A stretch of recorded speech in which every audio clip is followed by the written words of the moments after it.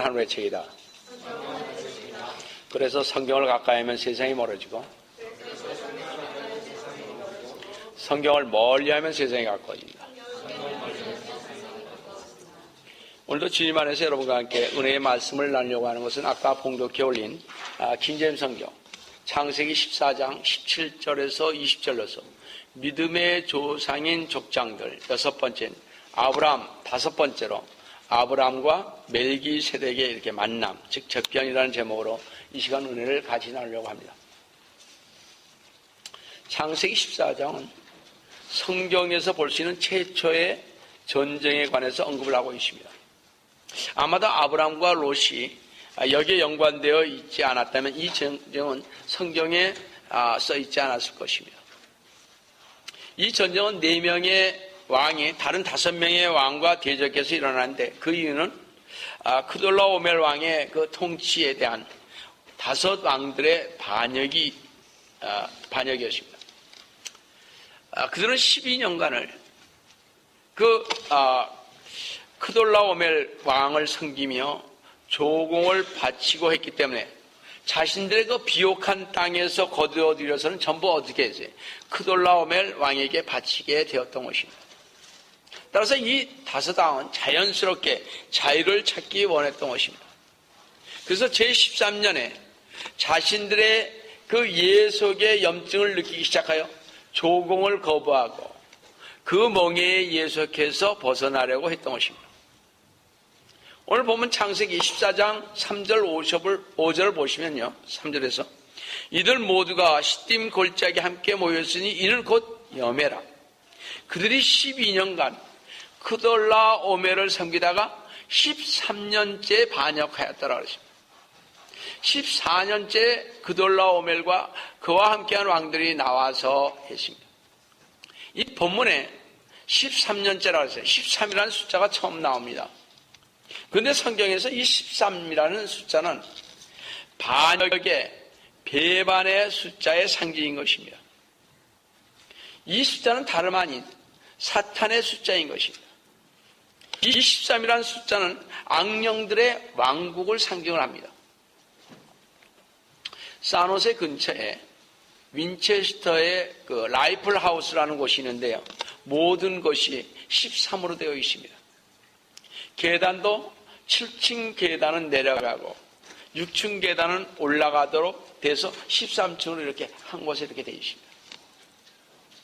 사실 건물 주인 되는 여자는 신접한 자로 마귀가 그녀에게 이 모든 것을 제시해 주었다고 고백하고 있습니다.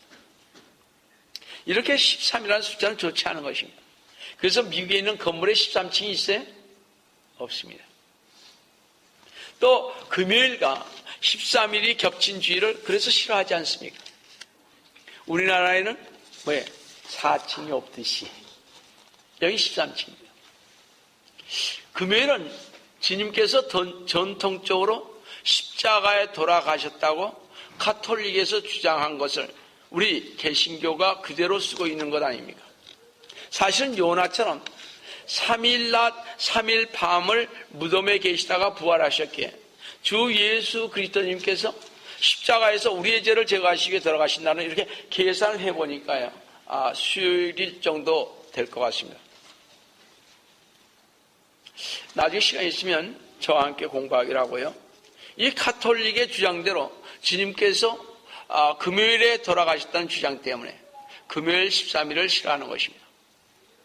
우리 주님께서 요나의 표적뿐이 보여줄 게 없다고 그랬거든요.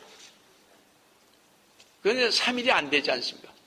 금요일 아침 9시에 돌아가셔서 십자가에 못 박혀서 오후 3시에 돌아가셨다면 그건 말이 안 되잖아요. 그렇잖아요. 그렇게 안 됩니다. 그래서 우리가 생각을 좀 해봐야 할 일들입니다. 물론 바벨론에서 왔으니까 그렇습니다만은 여전 창세기 14장 3절에 여매라는 말이 나옵니다. 왜 하나님께서는 그들의 시딤 골짜기에 모였더라 했으면 되는데 곧 지금 여매에 모였더라 했는가 하는 것입니다. 여매는 지금의 사회를 가리키는 것인데 요단강이 해마다 방대한 양의 신선한 물을 이 색다른 호수에 흘려보내고 있지만 그 호수의 물은 매우 짜서 바다에 짠물을 능가하고 있습니다. 이 사해에서는 누구나 침대에 누워있는 것처럼 쉽게 호수 표면에 떠다닐 수 있고 물 위에 누워 책을 읽거나 심지어 잠을 잘 수가 있다고 합니다. 너무 짜서요. 그런데 이 신비스러운 사해는 터진 곳이 없으나 이상해도 물이 넘치는 일이 없습니다. 이 호수의 물은 증발함으로써 1년 내내 거의 똑같은 염분을 계속 유지를 합니다. 호수 한복판에는 배 한 척도 떠있지 않고 그 짠물에는 고기 한 마리도 발견할 수 없으며 그 주변에는 풀 한 포기도 꽃 한 송이도 푸른 나무 한 그루도 발견할 수가 없는 무덤에 서려 있는 것 같은 침묵이 호수를 덮고 있고 그 전체는 황량하고 쓸쓸한 극도로 황폐한 곳이 모세가 여매라고 부르는 곳입니다. 그렇다면 이 신비한 바다는 언제 생겼는가? 이 바다의 특색을 이루고 있는 어둠과 황폐는 언제 생겼는가 하는 것입니다. 그 여매 즉 사해는 과거 한때예요. 이 사해는요 원래가 요단의 비옥한 골짜기의 일부분이었습니다. 그런데 어떠한 불가사의한 변화가 일어나서 배 한 척 떠 있지 않고 물고기 한 마리 없는 호수로 변화했는가 하는 것입니다. 우리는 창세기 19장 24절 25절에서 그 이유를 찾아볼 수가 있겠습니다. 그때 주께서 여호와께서요 하늘에서 주께로부터 여호와께로부터 소돔과 고모라 위에 유황과 불을 비처럼 내리셨고 그 성읍들과 모든 평지와 성읍의 모든 거민들과 땅에 자라는 것들을 뒤엎으셨더라 그랬습니다. 소돔 사람들과 그들의 이웃 성읍 사람들의 행위는 너무나 불결하고 사악했습니다. 하나님은 그들의 악한 행위를 종식시키고 하나님이 죄를 혐오한다는 사실을 보이시기 위해 그들이 찾게 했던 바로 그곳, 즉 그들이 살았던 바로 그 성읍들을 쳐서 생생하고 확실한 불멸의 유적으로 만드셨습니다. 그래서 그곳에 살고 있던 사람들이 남긴 극도로 더러운 흔적을 사해의 물속에 묻으셨던 것입니다. 이러한 모든 일에 있어서 하나님의 의도는 후에라도 또다시 불순종하고 사는 사람들에게 교훈을 주기 위함이었습니다. 하나님께서는 교훈을 좀 더 효과적으로 만들기 위하여 불순종하던 성읍들이 한때 차지했던 그곳에 그들의 죄성을 기억하고 그들을 멸하였던 하나님의 진노하심을 기억하도록 사해라는 인상적인 유적을 만드셨던 것입니다.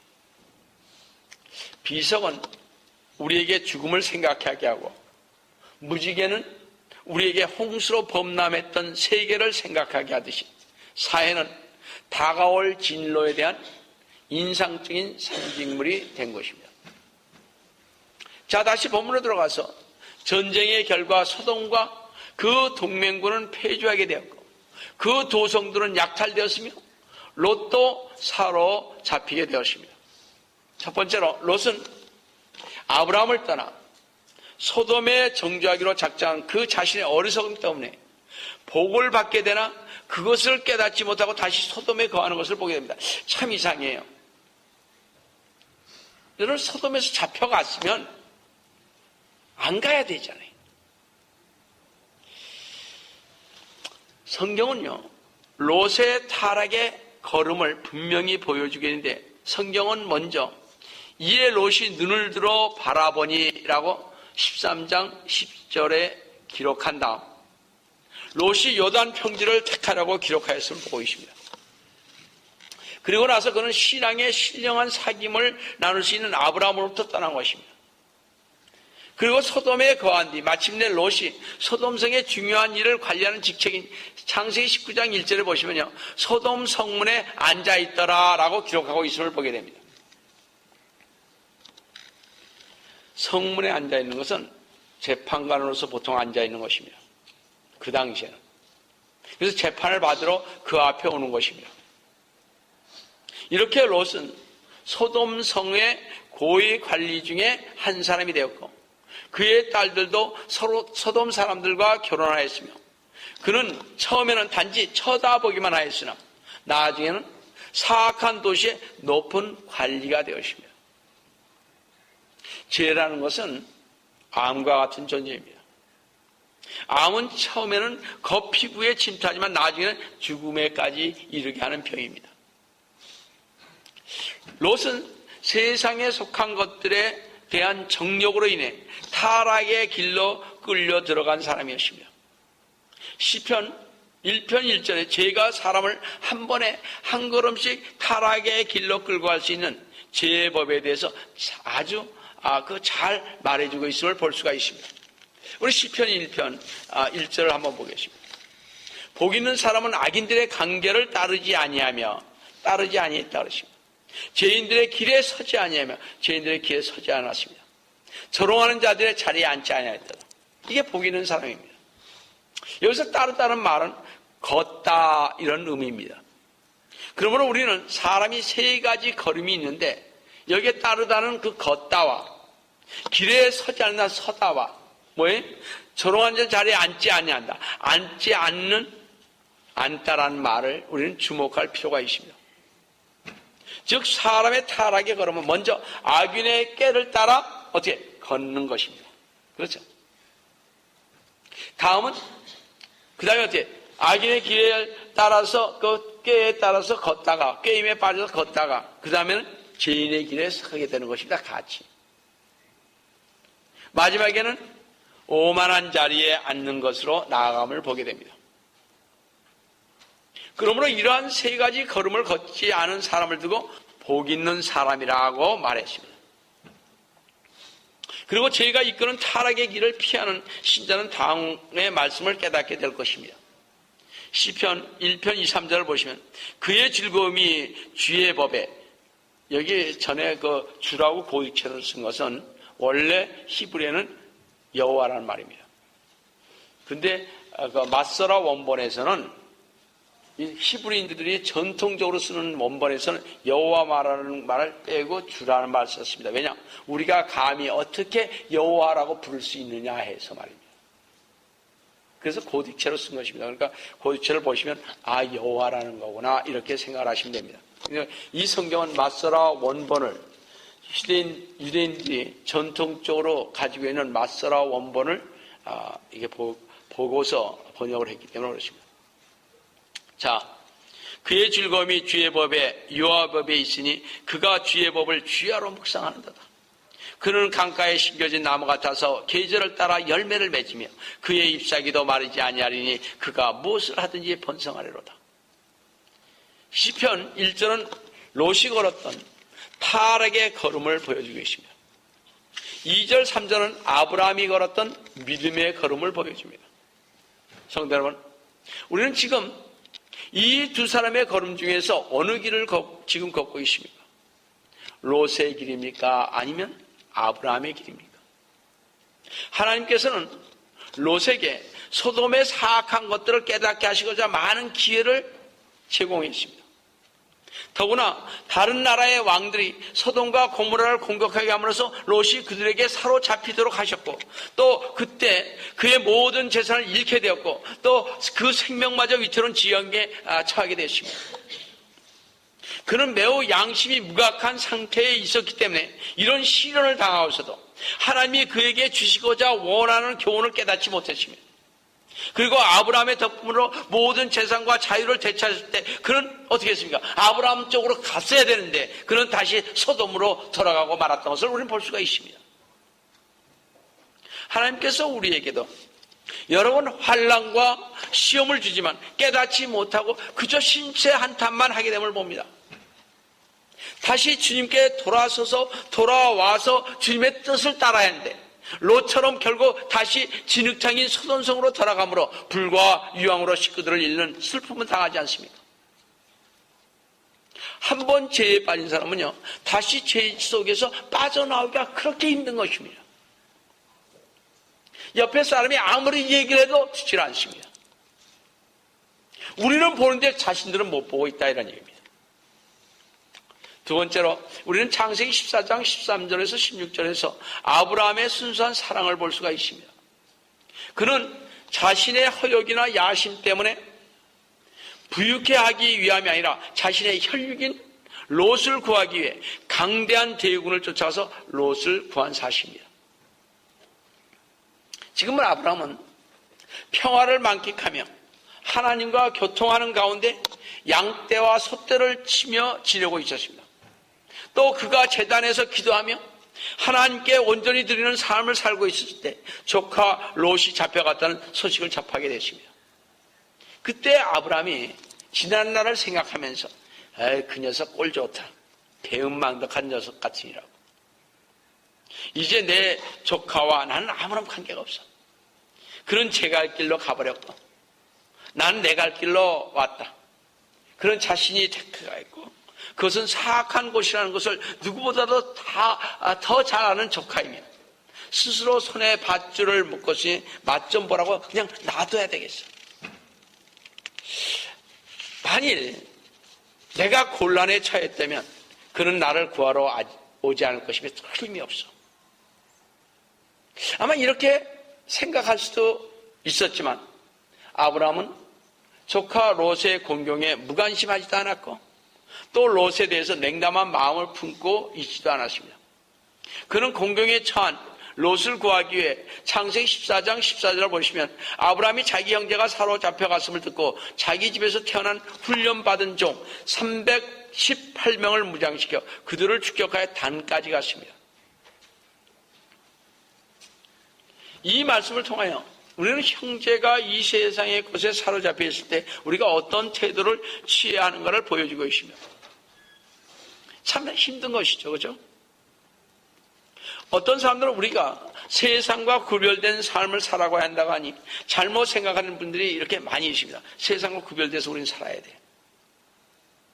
세상과의 분리란 반드시 세상에 속한 자들에게 무관심하고 냉담한 태도를 취하는 것이 아닙니다.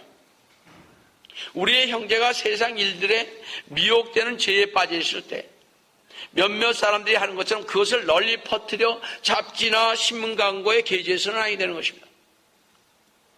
우리는 주님이 한 마리의 양을 잃었을 때 다른 양들은 안전한 곳에 놓아두고 그 한 마리를 찾아야 한다고 말씀하셨던 것처럼 그렇게 해야 한다는 것입니다. 오늘 본문에서 보듯 아브라함은요, 인간적인 관점에서 보면 이 전쟁은 상대가 되지 않은 불과 318명의 가신들과 함께 수십만 명의 군대를 거느린 연합군대를 상대로 전쟁을 한다는 것은 상식 밖의 일입니다. 그러나 믿음의 사람인 아브라함은 하나님이 어떤 분이신 줄 알았습니다. 그래서 그는 불과 318명을 거느리고 막강한 군사력을 가진 대적들을 향하여 일어설 수가 있었던 것입니다. 우리가 잘 알잖아요. 이스라엘이 아무 도움도 받지 않냐고요. 그 어마어마한 몇십만의 그 아랍 군인들과 싸워서 주위에 있는 군인들과 싸워서 이겼지 않습니까? 영토까지 빼앗잖아요. 그 소수가 말이죠. 그들은 하나님의 역사를 봤거든요. 제가 전에 말씀드렸지 않습니까? 일개 사단이 탱크를 몰고 오는데 일개 대대가요 그들을 포로로 잡았어요. 어떻게 그렇게 할 수 있습니까? 근데 아랍 군인들이 이 일개 대대 이스라엘 군인들 앞에 보니까 그 뒤에 엄청난 군인들이 있었다는 거예요. 그렇게 보였다는 거예요. 그러니까 전부 다 손 들고 나오는 거예요. 그냥 무서워서. 그래서 일개 사단을 잡아들였다니까요. 이게 하나님의 역사예요. 우리는 이걸 믿는 사람들이라고요.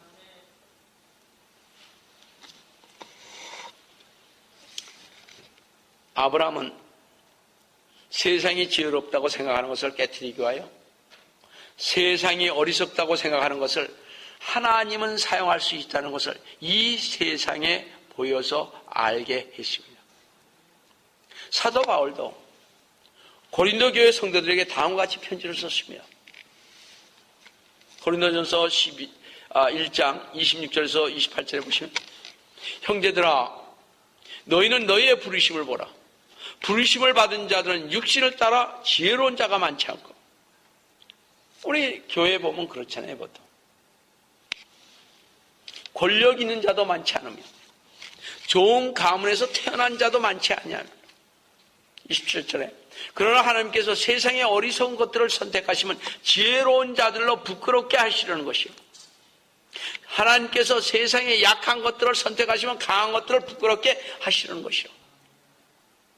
하나님께서 세상의 천한 것들과 멸시받는 것들을 선택하신 것은 없는 것들로 있는 것들을 쓸모없게 만들려 하심이라고 그랬습니다. 이 말씀은 우리에게 얼마나 용기와 힘을 북돋아 주는지 알 수가 없습니다.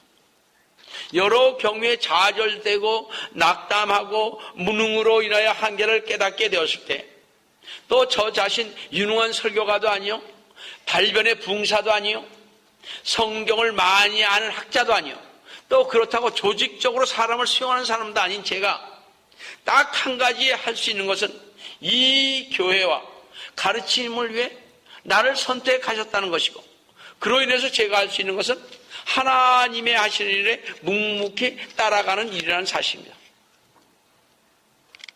훌륭한 설교자인 D.L. 무디는 오늘날 설교를 끝마쳤을 때 한 사람이 그에게 다가와서 이런 말을 하였답니다. 여러분, D.L. 무디는 국민학교도 안 나왔죠. 그렇지만 D.L. 무디를 모르는 사람이 어디 있습니까? 시카고 제1의 무디 신학교가 아직도 있지 않습니까? 그곳에 이분이 강연을 하면 청중들이 메어졌습니다. 얼마나 큰지 알 수가 없습니다.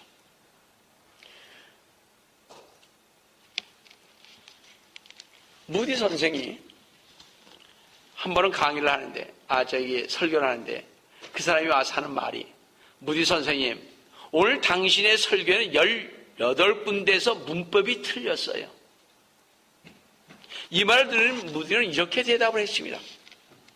젊은이, 그것이 내가 알고 있는 전부라네. 자기가 알고 있는 문법 전부라는 거죠. 국민학교도 안 나오셨으니까. 나는 그 전부를, 내가 알고 있는 그 전부를 오늘 하나님을 위해서 사용했다네. 자네는 자네가 가지고 있는 것 중에서 어떤 것을 하나님을 위해서 사용하셨는가 물었습니다. 우리들 각자의 책임은 우리에게 있는 모든 것을 하나님을 위해서 사용하는 데 있다는 것입니다. 바로 하나님이 이 세상과 분리된 사람만을 사용할 수 있다는 것을 항상 여러분 기억하시기 바랍니다. 우리는요, 하나님의 착한 사람입니다. 하나님께서 저희들을 불러주셨습니다. 그 부르심 안에서 우리는 살아가는 사람입니다. 세 번째로, 아브라함은 롯과 그의 모든 소유를 되찾아 돌아올 때 그는 멜기세덱과 처음으로 만나게 되었음을 오늘 본문에서 볼 수가 있습니다. 다 같이 창세기 14장 17절 보시면, 아브라함이 그돌라오멜과 그와 함께한 왕들을 처부수고 돌아온 후 소돔 왕이 왕의 골짜기인 사회 골짜기에서 그를 만나러 나왔으며 그랬습니다. 아브라함은 멜기세덱을 만나기 전에 소돔 왕을 만났습니다. 그렇죠? 그 소돔 왕은 잃었다가 되찾은 모든 물건으로 풍족한 배상을 베풀고자 아브라함에게 나왔습니다. 바로 사탄은요, 소돔 왕을 통하여 아브라함에게 이 세상의 재물을 주고자 하였습니다. 그래서 아브라함이 이 재물에 미혹당하여 그를 영적 전쟁에서 패배시키고자 시도하였던 것을 우리는 여기서 알 수가 있습니다. 맨 처음에 예수님에게 사탄이 와서 뭘 먼저 해서 이 돌들이 빵이 되게 하라고 그랬지 않습니까? 똑같은 이치인 것입니다. 그런데 소돔 왕이 아브라함에게 말하기 전 사탄의 공격이 만반의 준비를 갖추고 있을 때 살렘 왕 멜기세덱이 아브라함에게 와서 그의 믿음을 강하게 무장시켜 주었습니다. 사실 아브라함에게는 그의 믿음을 강하게 하는 데 필요한 성경이 우리들처럼 이렇게 가지고 있지를 아니했습니다. 그 대신에 하나님은 아브라함에게 멜기세덱을 보내요. 그의 믿음을 강건하게 무장시켜 주었습니다. 여기서부터 하나님의 행하심은 언제나 정확한 시간에 일어납니다. 내가 구한다 그래서 구해지는 것이 아니다 이런 얘기예요. 그 때에 맞춰서 하나님께서 주신다는 것입니다. 그래서 우리는 그 때를 알아야 하는 것입니다.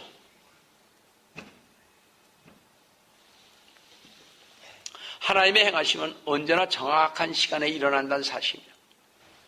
만약 어떤 사람이 하나님과 교통하는 삶을 살아가고자 자신을 세상을 분리시키며 살아갈 때 하나님을 필요한 때에 그의 믿음을 강하게 하고 그를 돕기 위하여 그와 함께 동행합니다.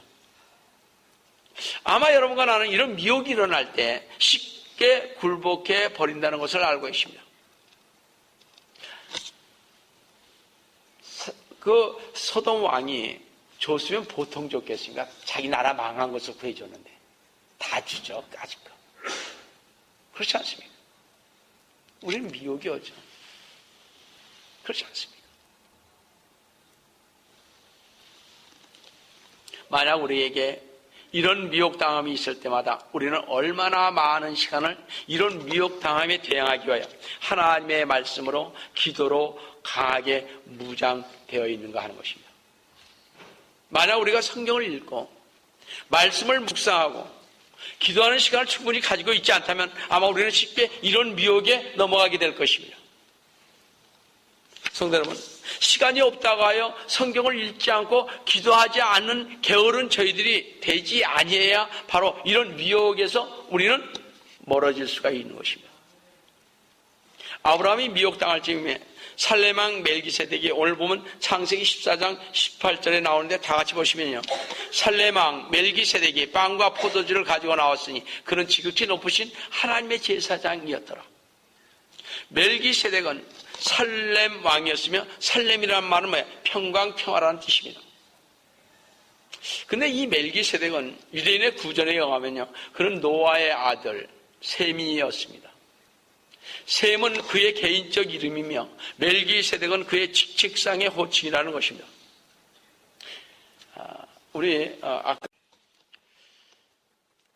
또 멜기세덱이 아브라함에게 떡과 포도주를 주고 나서 아브라함에게 축복했는데 이때 그가 부른 하나님은요, 창세기 14장 19절에서 보듯이 하늘과 땅의 소유이신 지극히 높으신 하나님이셨습니다.